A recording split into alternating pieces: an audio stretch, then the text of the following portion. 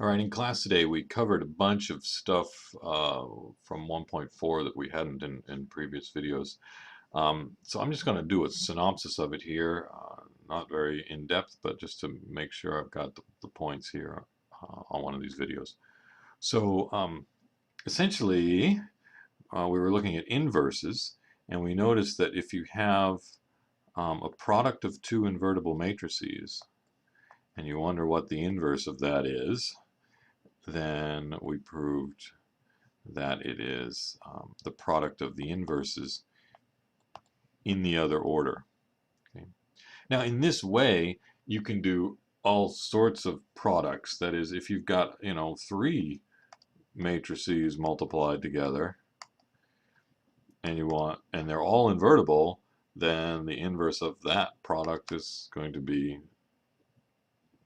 the product of the inverses still in the other order, right? And with matrix multiplication not commutative, it makes a difference what order you're putting things in. Okay. We also looked at raising to a power. So, a to the n power means a times a times a, n times.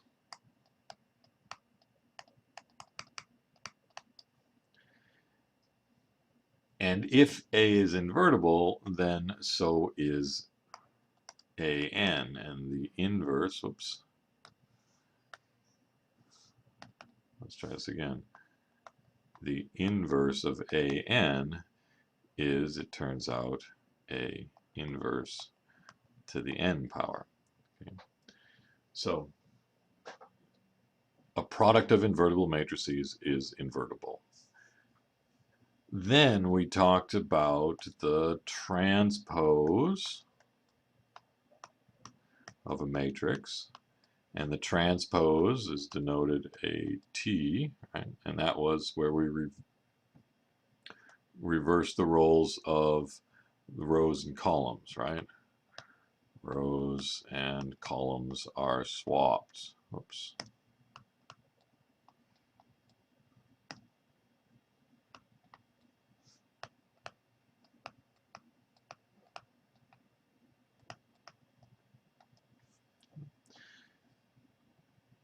Transpose. Rows and columns are swapped. There's a theorem in the textbook that we didn't look at, so I'll state it here. This is theorem 1.4.8, and it's got several parts. Just properties, essentially, of the transpose. So part A, if you take the transpose of a matrix and then take the transpose of that, then you get back to what you started with. B, if you take the transpose of a sum of two matrices, then that turns out to be the sum of the transposes. To prove this, you just have to check, component-wise, what the left-hand side looks like, what the right-hand side looks like, and then see that they're the same. C, the transpose of a difference is the difference of the transposes.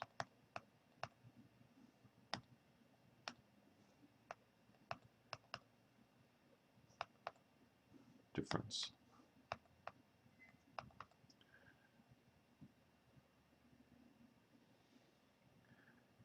This one says D, I get to say D, that if I have a scalar multiple, so a real number k times a matrix A, and I take the transpose of that, now if you think about it, k times A, just everything in A is multiplied by k, and you take the transpose, well, everything is still multiplied by k, so this is just k times A transpose. All right, so k is a real number here. Let's say k is an element of the reals. And lastly, let's slide up a little bit so this can come down. If I look at the product of two matrices and the transpose of that,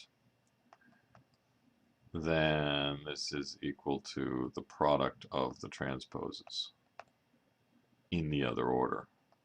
Okay, not immediately obvious, but rows turns into columns and columns turns into rows, and matrix multiplication is very dependent on, you know, rows of A and columns of B. And so if you transpose it, then it's, you know, rows of B transpose, which correspond to columns of B transpose, and columns of A, which correspond to rows, sorry, columns of A transpose. Let me see if I can say that again. This is rows of these times columns of those. This is rows of this times columns of these, but the rows here are those columns, and the columns here are those rows. And anyway, so to prove it, of course, just look at the components. How do you calculate the components of AB, and then take the transpose? Look at how you calculate the individual entries in this product, and where do they come from corresponding to those. And anyway, you just look at each entry and see that the entries on this side are the same as those. Okay. But the product of the transpose, sorry, the transpose of a product is the product of the transpose in the other order. Right? So the last thing I want to do here for this video is to actually do one proof of a theorem here. This is theorem 1.4.9 that says that if A is an invertible matrix,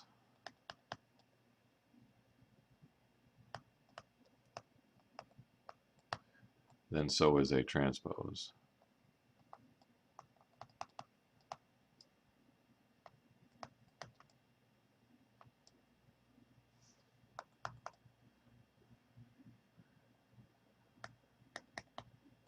I suppose that's a comma.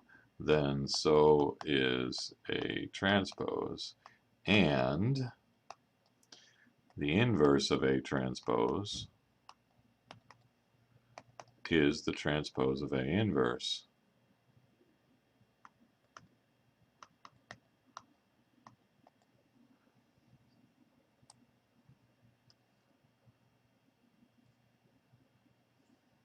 Okay.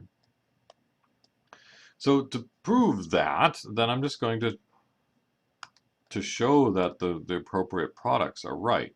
As if I take A transpose and I multiply it by what I think is its inverse, so I'm going to multiply it by A inverse transpose. If this really is the inverse, I should get an identity matrix here. Okay. Now this is all in this proof is in the book. I want to do it here because I want to talk through it. When you just read it in the book, you don't see why each one equals the next one. You got to figure that out for yourself. So I just want to talk my way through this proof. So I'm going to look at this product like this and see that I get the identity matrix, and then I'm going to look at the product in the reverse order and see that I also get the identity, so that I do have the inverse matrix here. So here's A transpose times this matrix. Well, this is a product of two transposes. So I'm looking at this one right here, seeing a product of two transposes. That should equal the transpose of the product. So I should be able to write these in the other order. Right, so this was A that's being transposed and A inverse that is being transposed. So in the other order would be A inverse and then A, and then take the transpose of that. Right. So I'm looking at E up there, thinking this is the rule I have. Actually, this is this side, and this is that side. So, but A inverse A, we already said that A was invertible, so A inverse times A is just the identity matrix. So this is equal to the identity matrix transposed. Well, I mean, what happens when you transpose an identity matrix? You get an identity matrix, right? I mean, think about what those identity matrices look like. Well, just the 2 by 2 case, right? They've got ones on the diagonal and zeros everywhere else. So if you take the transpose, this row becomes that column, and this row becomes that column, and they look exactly the same. So there we go, that if I multiply these two together in this order, I get an identity matrix. And now I'm going to do it in the other order. So if I take A inverse transpose and multiply it by A transpose, then again I'm looking up here at E saying, hey, this is a product of two transposes. I ought to be able to put those things together, but in the other order. Okay? So the A inverse was first here being transposed and the A being transposed. And so then I write them as a product but in the other order. So A first and A inverse second, take the transpose of that. But now that stuff in parentheses is A times A inverse, which I know is an identity matrix. I'm taking the transpose of that. And I transposed is just I.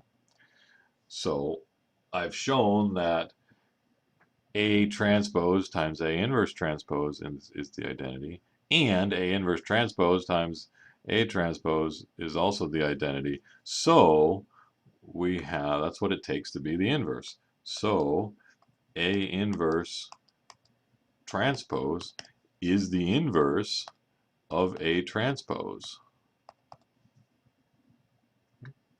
And I've got what I wanted. So transposes and inverses, when they multiply together, you've got to take things in the opposite order. Anyway, we'll use both of these concepts a fair amount throughout this quarter. So good things to have in your working knowledge.